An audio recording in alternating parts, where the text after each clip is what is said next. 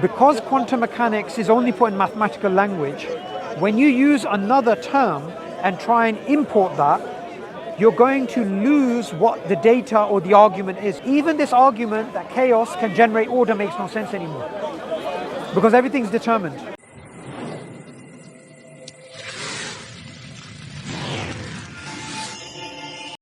Thinker, you accepted it.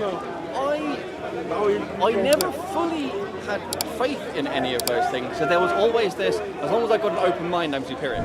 As long as, so I don't have faith in anything. Like I would always, you would have these, it's funny because I could never see the hypocrisy or the change in my position, but in some points of debate or discussions, I would be like, we know this is true, look at all the evidence. Categorical. You know, and then, when cornered, it'd be like, maybe not.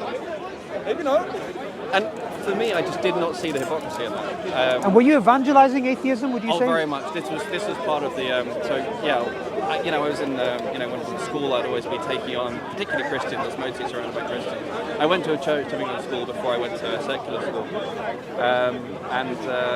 Also had some Jewish friends, talked to them about this stuff as well. But I was vehemently anti-religious. Anyone who was, religious, I wanted to sort of save them, or at least get them out of the face of other people and stop them spreading the disease of this stuff. And at that time, if I said to you, you're going to be in Speaker's Corner 20 years from now talking about God, you'd say,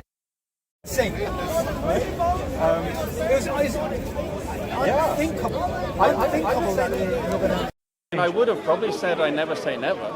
Right. But, I would have said that I strongly doubt you're ever going to come up with any kind of evidence or proof that's sufficient because of the very nature of the thing you're claiming. I would say you're claiming something metaphysical, and we have better methods of achieving, access to truth than that. So I was very convinced that I would never be presenting such proof. But I always said, Did you accept metaphysics though? Did you accept that there's things beyond science, assumptions about the world being real, assumptions about epistemology and these types of things? Ironically, for me, those were all the gaps. Gaps, okay.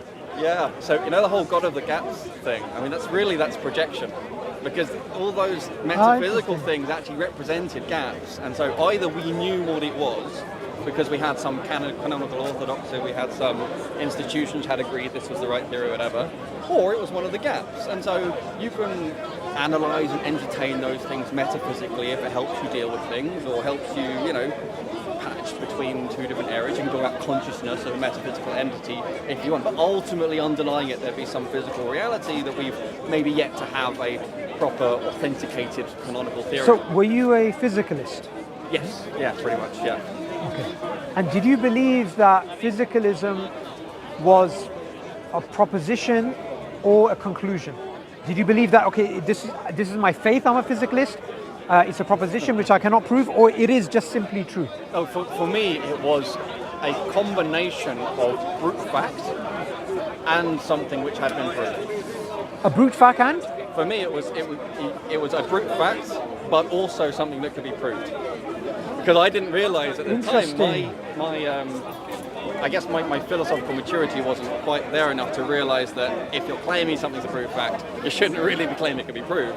But I was like, you could take either. That's an interesting... Because previously I was like, well look, you can either just obviously everything physical, and if you want to build this hierarchy of abstract things, you can, and if at some point you go beyond what you physically know, you go for it, but it's all mental gymnastics to me. It's like if you need to, go for it. So you could do that way, or I could say, well look, we can prove it from first principles. Let's start with empirical observations. Everything comes from, knowledge comes from through your eyes, your ears, and So you believed in a form of scientism of some sort? Yes, but also, a baby is born with just a ton of connections in its brain, and it just blurts out whatever, and then the connections very quickly die off, and it gives shape to its, brain and its ability to then make sense of the world. And so, what we term knowledge is really, recognition of structure and pattern. I think so. That's it. So, when you were in this particular position and you're coming to these realizations, like you said previously, that there's all these parameters which I thought were immovable and unquestionable, but actually they're just assumptions. So things about physics itself, things about reality itself, I think you referred to Bohr earlier, things. That was Born, Max Born. Max Born, yes. Different from Bohr. Yeah, and that barrier being in place, firstly you have to be aware of the barrier, and then challenging that barrier meant the door to metaphysics was far more open than you initially supposed. Would that be the right way of putting it? Yeah, it was interesting because, you know, the guy I was talking to, Kareem, you know, mashallah, he had so much patience with me. I was attacking him for like 6 months straight, you know, and there was this gradual realization, and, you know, that really, if I'm fair, if you apply the same standards, then I was relying on metaphysical entities during, you know, during my studies, you know, because at the time I would sort of fell into this Platonic belief, for example, which is pretty much how you're taught to think of physics, really, you know, that made equations metaphysical entities, or rather, the things equations represent being metaphysical entities, you know, that nature. Because at some point, however you go back, this is because of this, because of this, because of this, either it goes around in circles, in which case you're in the world of circular logic, or it doesn't go around in circles and it at some point terminates. And that's where I realized, you know, if I have multiple points of termination, then Occam's razor is against me. That's a very good point. Yeah. So would you say at that point you became a sort of foundationalist? Things have to go back to self-evident truths which cannot be proven. I always had a problem with self-evident truths because of human limitations. So using that as a basis for things, I always had a problem. Okay. So what was your foundation at that point that led you to believing in God? What was the springboard or the catalyst? The springboard was really, it was realizing certain necessary aspects of atheist belief. Certain necessary aspects of atheist belief, you mean faith-based aspects? Well, as I discussed before, like, although you can ideologically paint these atheist belief systems and structures, and there were different ones, sort of flavors I tried. I used to be, like I said, when I approaced Kareem, I was very much a hard atheist. And I became a soft atheist at some point, because the hard atheist position became untenable.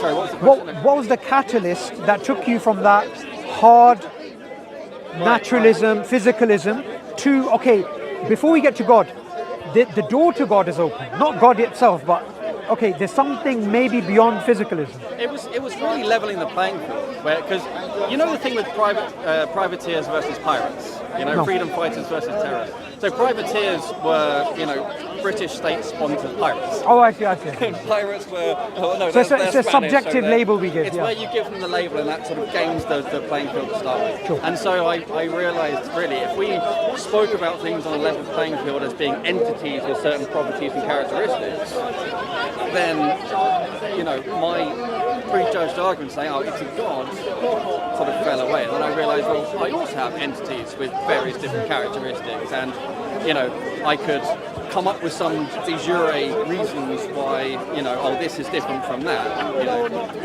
without realising it was part of European exceptionalism. But de facto, trying to establish my beliefs without having a de facto God, one or more, was untenable. So would you say that was really sort of the thing, and I realised, at some point.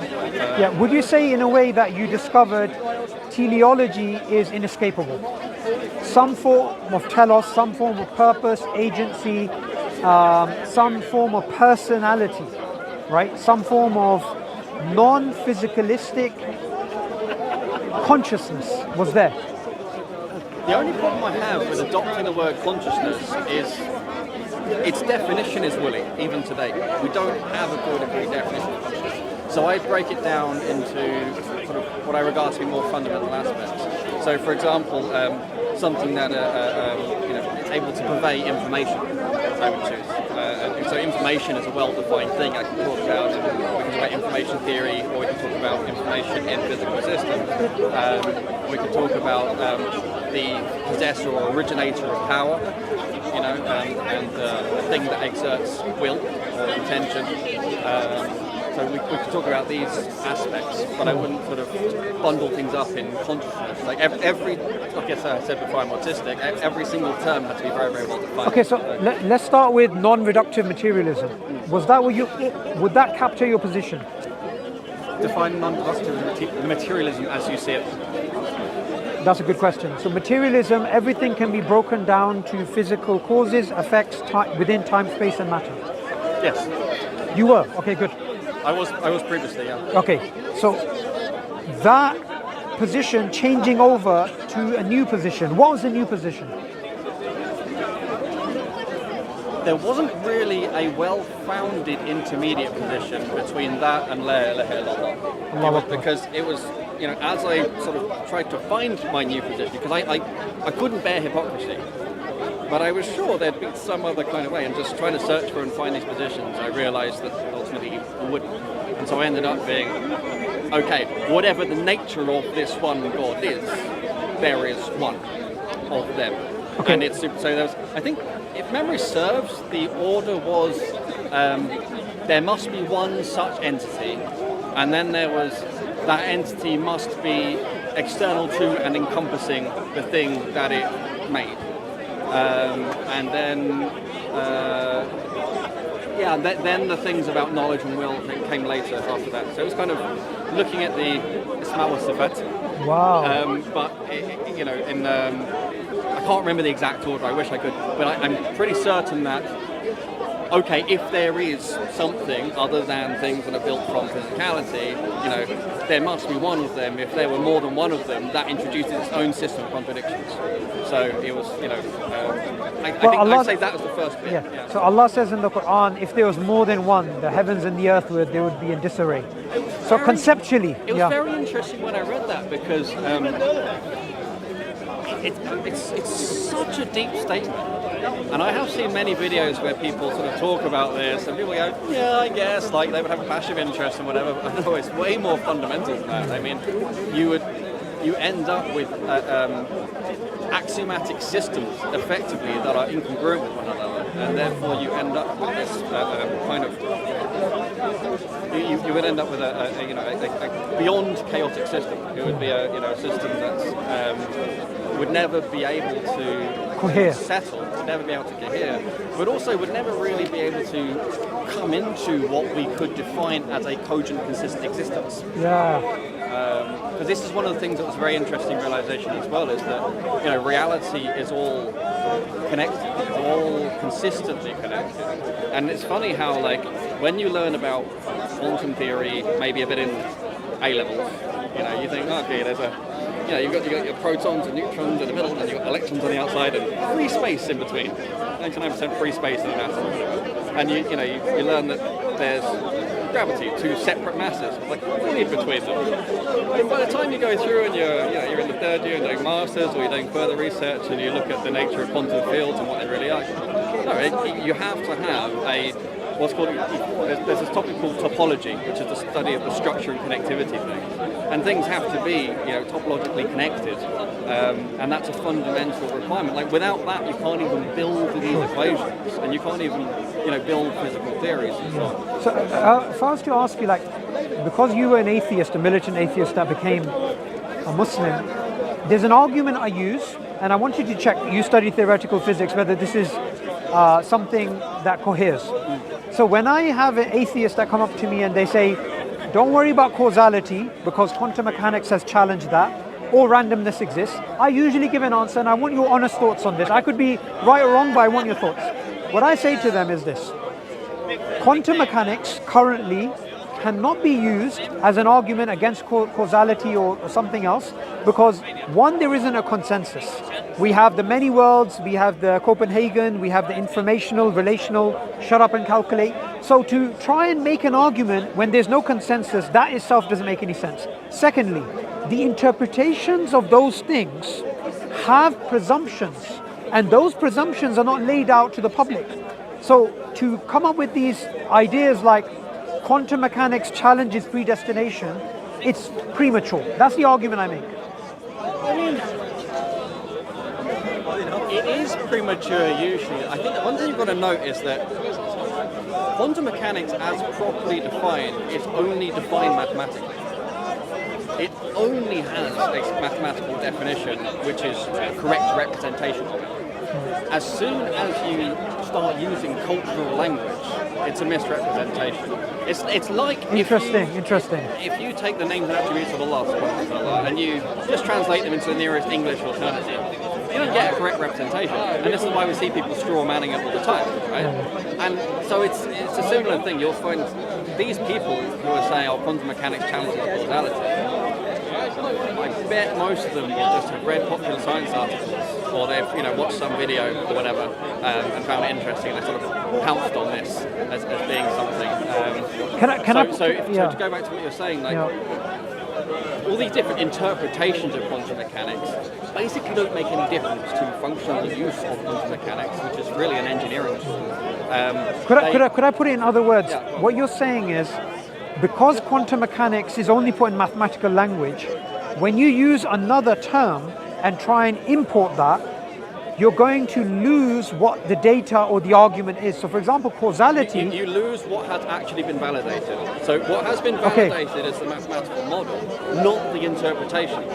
Good. Right? This is very, very important. And yet people take the interpretations as being somehow validated, or at least plausible, because they are in some way consistent with mathematics. But here's the trick. They're not. We're still looking for a interpretation that is consistent with the mathematics. There's always a problem. And that's sort of where we are. That's why we're in this position of big mystery.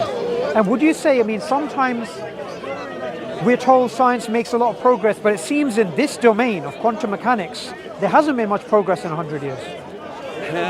This is very interesting because there is a big difference between what's spoken about inside and outside of the institutions. And Sabine Hossenfelder is one of those physicists who's sort of breaking those silos a bit. But I look at, for example, Sean Carroll. There's so many times when I've seen his public lectures and he says, we know this, we know that, and yet then he's got funding to work on papers to look at the very thing that's unknown, but he says we know. Because, so there is a lot of, I don't think it's intentional dishonesty. There's this kind of system of saying, oh, well, when we're preaching to the masses, we're allowed to dumb down, simplify, whatever. It doesn't matter how wrong it is, as long as they feel they've got something. Yeah. So what do you think about Sabine? What do you think about her claims that she makes about big science, misrepresentation, funding? She's made some very surprising claims, let's just put it that way. I think she's very honest, and a lot of the claims that she said, they match up with what I suspected or have seen or have heard anyway, and I don't think they're that crazy. It's a lot more honest perspective of how science works. It's, at the end of the day, physics and the other sciences, really, they are sociological phenomena. And that was a bitter pill to swallow, because I used to, without realising, I put my faith in it. Now, that doesn't make it fundamentally right or wrong, but you've got to realise that throughout the development of physical theories, we take from Newton onwards, or you take from pre-Newton, it's always been a few competing theories. There's never as many theories as there are people's brains. It's not like everyone gets their own theory. There's this flocking that goes on, and then there becomes like a duel between them, and then there's the winner. Like in thermodynamics, there was caloric theory versus other nature of temperature and what it meant, and so on. So there's the battle, and then one wins. And then there was quaternions versus Cartesian, and that was related to the constructive versus formalist wars I was talking about, and one of them wins. And then there's, the views of electromagnetism, and then one of them wins. Is there an ether? And so on. Philosophers call this the underdetermination of theory by observation. As in, there's a huge problem that the same data can give rise to alternative theories which are completely inconsistent. Well, and this is one of the interesting things, because the proof is usually, it only needs to be sufficient to defeat the other contenders. Yes. Right? But it's only which other contenders are permitted, and that you can't have... It's difficult to talk about this without sounding like you're saying scientists are all involved in some big active we have to be careful of that. Because there is, I believe what's happening is more like an emergent collusion. So it's like an emergent phenomenon. If you take the sort of rules of the system, how it works, you get a bunch of people who have to vie for a certain amount of funding. There is a certain kind of structure, and therefore there's some kind of hierarchy. Some people have tenure. There's a limited amount of labs, resources, so on and so forth. Like all of these factors conspire, and also there was this dramatic shift in sort of, publishing and the expectation to push out papers, and how publish or perish. The importance of having papers. And one paper having 15 authors. Well, this too. But the other one is an interesting shift where, right, there's this whole, a lot of people don't realise you've got to look at the timing of things, right? You had Richard Feynman, who was credited with the path integral formulation of quantum mechanics. And this, at the time, was insane, because you have what's called a divergent infinite series, and you're summing it up. Now, if anybody other than Feynman had suggested that, they would have been laughed out of academia. If a student had suggested it, they'd be laughed out of the classroom, and told to go study, because summing a convergent series is like, it's just demonstrating you don't understand the basics. But he gets to just say it, people just flock and find a way to make it work. This is kind of fascinating, but in the course of doing that, they then use various different bits of data where they say, okay, I can find these statistical correlations and connections and so on and so forth. I can make these fit. In the beginning, his maths wasn't very reproducible. He originally developed, calculated the structure constant and then recalculated it and make it fit and so on. And I would say also that there's a lot of name dropping used. I mean, the argument from authority is not invalid. Like sometimes you can say, for example, I'll refer to Michael Ruth and I'll say Michael Ruth said this, right? But in the case where the arguments from authority, but the argument from that authority, the people don't even understand. It's interesting. So I take the position, I used to take a very harsh position that argument from authority is fundamentally wrong. Yeah. Now I take the position that argument from authority can, it can help you to spend your time more wisely. Yeah. Right? So that's good, but it can't affect you in matters of faith. I would not change. Even in Islam we have this. We have schools of thought, Hanafi and Shafi. But I would never believe something just because a scholar says so. But I also wouldn't waste my time going through like every random person's opinion and treat them as more important or interesting than Ibn Taymiyyah. But also just because it's come from Ibn Taymiyyah doesn't mean okay, I accept it because he's not Muhammad sallallahu alaihi wasallam, right? But so it gets a bit complicated. Similarly with with physics, you have people like keep popping up on my YouTube. There's this guy called Unzicker, I think it is. Right. He also has a lot of challenges to modern physics, but he also has no authority, no credibility. But I spend some time looking into him anyway. But he also doesn't seem to have any real comprehension of how physics works. He doesn't have, so he has no authority, but he also has not credentials. But apart from the credentials, if you give him the time and space, you find out he's just straw manning things left, right, and centre, and doesn't really get it in the first place. There's a lot. So it depends what kind of basis of authority you're speaking of. Right? Authority through credentialism or through an institution versus authority through lots of people follow them. Right? As Professor Dave explains on the I just debated him. How he's allowed to call himself a professor when he just has a bachelor's degree, I have no idea. But you see what I mean? But having 4 million followers makes people treat him as a sort of authority. So just on that point, when I debated him a few days ago. Oh, did you? Yeah, I did. It's on my YouTube channel. So I asked him about somatic hypermutation. He didn't know what that was. I asked him about genetic assimilation. He didn't know what that was. He doesn't even understand emergence. He doesn't understand chaos. I'll tell you something really funny, right? Have you seen him against Dr. Jim Tour? Yeah, I have, yeah. Yeah, I mean, it's like a child. Jim's a proper, chemist. He's really good. Look, I'll tell you something really funny during the debate. I gave him the 4 distinctions of causality of Aristotle to explain. Dennis Noble refers to them because he's trying to explain that genes are not efficient causes, they're causes in terms of form or templates or databases. He just wouldn't get it, and I thought this is such a basic point. So, you're right, there's a lot of these pretenders online, and I'll take your number, I'll send you the debate as well for you to watch.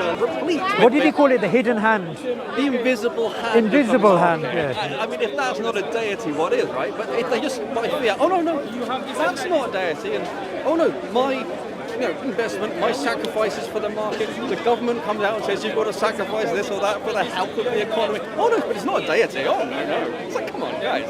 It's not dishonest because they're so misled. They genuinely believe they've transcended polytheism. Yeah. But actually what happened is the religion was perfected and then they went backwards. They went back to polytheism without realizing it. Exactly. And I'll tell you something very interesting. JBS Holding, he said, teleology is to the biologist a mistress. He can't live without her, but he doesn't want to walk with her in public. And it's so interesting because today you have the likes of Dawkins and all these other biologists who would use teleological language. In River Out of Eden, he says, design, a purpose, agency, these types of things, they are very good working tools, right? It helps you. So design is a research heuristic, and I'm just paraphrasing what he's saying. It's something which is used. Now, Francis Crick, discoverer of obviously the structure of the DNA. Attributed it. Attributed to it. That's another Rosalind Franklin and all those. Thank you. Yeah, exactly. A lot of people don't know that. However, he said something very interesting. When it came to life, and in his book, it's called Life Itself, he said, look, there's two possibilities, abiogenesis or panspermia, directed panspermia, which is life was seeded, designed by extraterrestrial beings. So he's allowing himself a designer as long as the designer is not God. Well, not necessarily design. It could have been, it came on an asteroid and was seeded in this way. And this is the interesting thing: is there's this language of design is a really difficult hang-up to get over. I could never get over that before.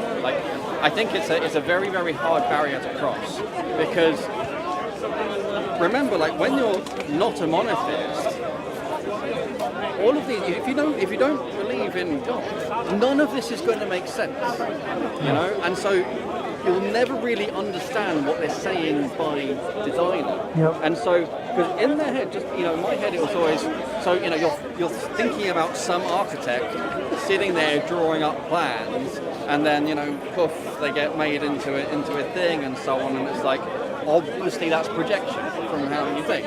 If you think of any more than that, it doesn't make sense. And so, if you are a monotheist, then the language of design makes perfect sense. If you are not a monotheist, let's leave aside the fact that you're going to end up being polytheist. If you think you're an atheist, it's still useful to use the language of design, right? And now what's interesting is that progresses for a few hundred years, and it's like boiling a frog. I don't realise they've gone so far that they can't actually take out all that language anymore. Yeah. It's gone too far, and if they were to go back and try, there's no starting point that doesn't have agency, that you try and shift the goalpost over here or over there, but ultimately, I think the illusion only still runs because people have accepted knowledge being a priori separated in different categories, and they have their different specialists with their different specialised languages, and that's what sort of keeps the smoke and mirrors in place. But so while I believe that Allah obviously designed things with a purpose, of course, I think that makes perfect sense. I understand very well the position where you say, well, okay, order can emerge from chaos. We've seen this. We can show it in a lab, even do experiments on it. But it's not quite genuine. It's not quite true because it's not pure chaos. There is chaos theory really talks about nonlinear dynamics and the ability to predict things with our current mathematical tools, which are mostly based on linear systems. So I'd also push it back a bit further to what we were saying earlier. When they say we started off with the two gods that they have, which is time and randomness. Just two of many. Yeah, two of many, right? That's my favourite obvious example. If ontological randomness does not exist, and it's only epistemic randomness that we're talking about, even this argument that chaos can generate order makes no sense anymore. Because everything's determined. Yes, it does, correct. So often... You will struggle to find many people that will accept that so easily. It's a very delicate... I had to stop and think for a moment through the stuff. That's going to be a very difficult sell to someone who doesn't, doesn't see your worldview. They don't have to necessarily take it, but they have to be able to see your worldview. Okay. But it is, I would agree. I think it's strong, it's just difficult to get across. Good. So I think I definitely want to bring you for an interview. We'll do an interview, inshallah. We'll do an interview. We'll have, in fact, it'll be nice to break down your story into segments because we kind of went in many different directions. But the last thing I just want to put to you is, Thomas Kuhn, he argues about paradigms and paradigms being incompatible. Yes. Meaning, for example, Newtonian mechanics and the Einsteinian worldview, time, space, even have different definitions. Even mass has a different definition. Yeah, okay. And what he's saying is to switch between one to another is not just observation and evidence and experimentation. There is a conceptual shift you have to make from one to another, what he calls a gestalt shift. The images which change. Yeah.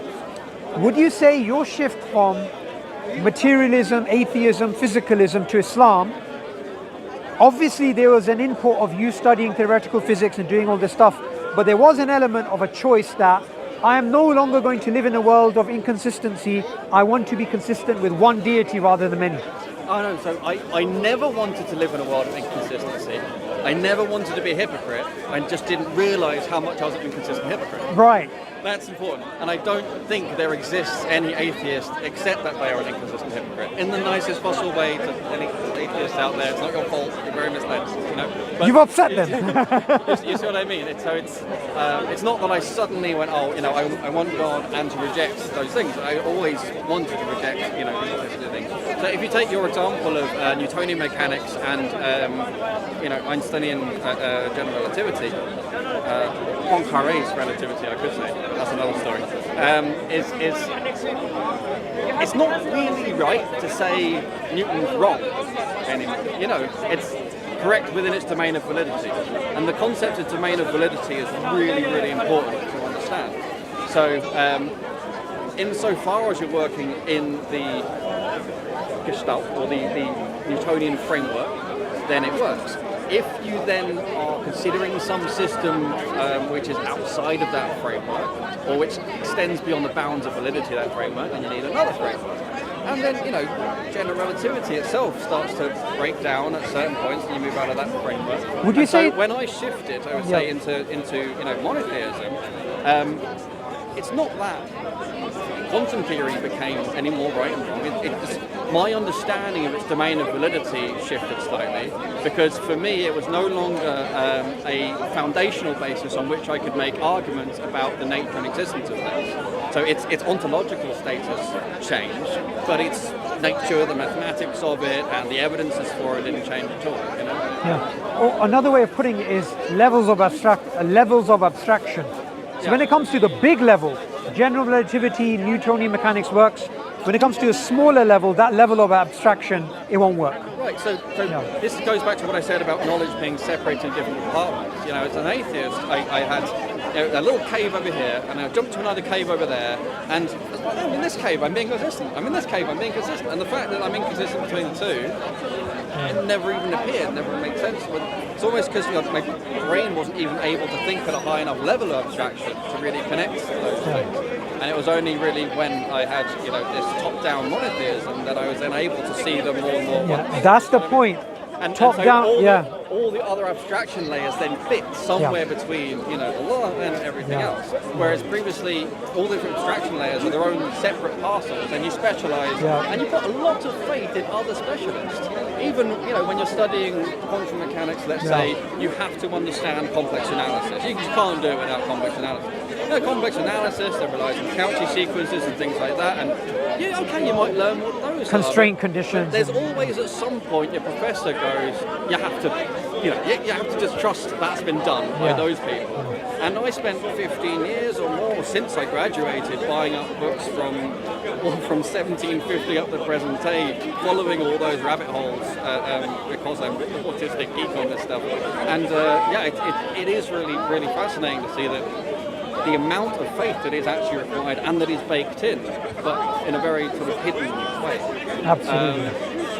But I love what you said, that top-down theology, or we could say the epistemic doors being wide open because of La ilaha illallah. It makes everything make sense. It was honestly, this was probably the most incredible thing, was as soon as this concept of what a deity actually was flipped, right? As soon as I realised I can screw a manning deity this whole time, and if I take the actual concept that it is, then I'm a polytheist and a hypocrite. Okay, let's talk about this more seriously. There must be some way to sort this out, and so on and so forth. Ended up with the sort of logical acceptance that la ilaha illallah, to which I was very frustrated at the time. You can do, I think we're just finishing. But, he deserves a coffee after this, so we're going to go. I was actually quite frustrated to find out having two crude had very different plans for university than becoming a pious person, and it was something I had to emotionally wrestle with. I very much didn't want it, but it's a beautiful journey, though. Yeah, I mean, in retrospect, it certainly was, but at the time it was quite terrifying and frustrating. And then, but the one thing that sort of I think the first benefit, if I could say, was all of a sudden the ability to think top down, the ability to see things in their place relative to each other, to break down the artificial boundaries between knowledge that have been put in place from the rationalists through the Enlightenment period and so on. Like all of that baggage blowing away, I didn't lose any of them out. Quite opposite. I now still saw how it connected together more. I could better understand the relationship between constructivism and formalism. I could better understand, how and why Maxwell really was doing what he was doing, and the way he had a beautiful synthesis of thermodynamics with classical mechanics as it had been discovered, as it had been understood through what's called Lagrange and so on. And it was absolutely stunning thesis, which previously I didn't really understand the depth of it. But looking back, when I had this top-down structure, then I could really see the depth. But one of the things really interesting is three of the real main characters that actually gave us the foundations upon which modern physics was built was Maxwell, Hamilton, and Peter Guthrie Tate. These three absolute giants, and they were all dedicated believers in God. Interesting, I didn't know that. And they worked like three amigos, and Tate was also a theologian, and between them they basically had the whole rest of the world of physics and mathematics, against them. And they really established, Hamilton established the idea of non-commutative algebra and all this sort of stuff. And basically, most of the ideas from Hamilton's thesis on Newtonians got lifted and taken by the likes of Sophus Lie and so on to build this, really the German school under Hilbert. And it was mostly stolen valor, the way the whole thing is. It's all fascinating. I'm not going to go up too much into the weeds, unfortunately, but basically it was Hamilton and also Hamilton's principle, Hamiltonian mechanics. It's fundamental to how we construct quantum mechanics now, particularly field theory, and Maxwell really established field theories writ large. And that's a whole other sort of detailed story. So that's a part of history we don't know. Really, the reason we don't learn them is to go back to what I said before about flocking and things like this. Like geopolitics has had such an important role in how physics developed, but it's not taught. I mean, the fact that the Germans regarded themselves as the men of electricity, they were like, the guys. And so for Maxwell to have come out with this title, we can't have that. And so there was always, as long as they could then squish things into their framework, it would be, okay. You have. I think it's probably too much detail to go into. Maybe we could go into an hour. No, but we should definitely. I think this was the key thing I wanted to get across, if nothing else, was that I previously thought it was a barrier to or alternative to rational inquiry in discourse. When it's the fountain. Exactly the opposite. Let's go before. It enabled it in an incredible way. That's true. Let's go get some coffee, and before we get disrupted again.